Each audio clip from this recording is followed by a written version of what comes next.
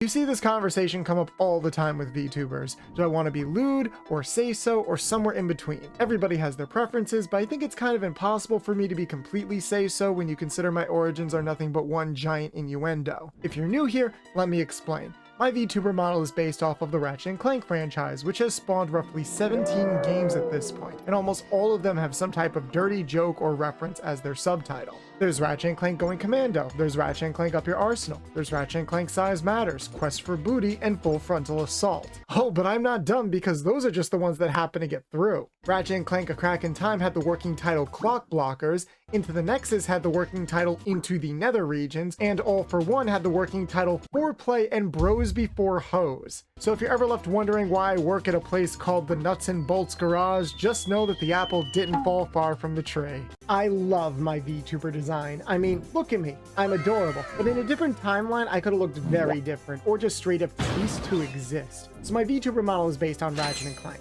one of my favorite games of all time, and considering the franchise's continued success, you'd think that everything started out perfect, but you'd be wrong. After their success with the Spyro the Dragon games for the PS1, Insomniac Games actually went through a couple of different ideas for the PS2 before they settled on the innovative idea of an alien hitting things with a big wrench and shooting cool guns. The first was an action-adventure game called Monster Knight, a mix between Pokemon and Zelda. But that game didn't get very far because Insomniac instead started working on Girl with a Stick. I swear I'm not joking. Unfortunately, after months of development, faith in the project started to wane, till eventually Insomniac scrapped the idea to go with what would later be one of Sony's most long-running franchises of all time. The rest is history, and now you're all stuck with me as I am, so I'm sorry. Oh my god, they're so cute. I want them as marketable plushies immediately.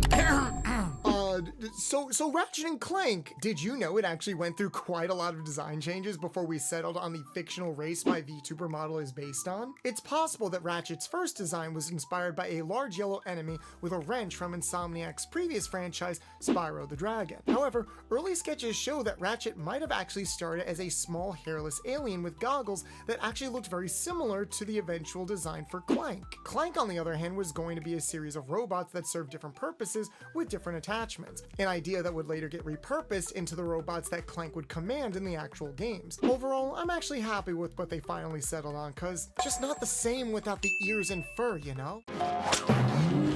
I love this game franchise so much. So the Ratchet & Clank franchise is known for its fair share of visual quirks, but this one will always feel like the most out of pocket. When you reach Blackwater City, there's a woman you need to speak to in order to enter a race. If you do a few flips back and forth over her, you'll notice that her boobs will actually get bigger.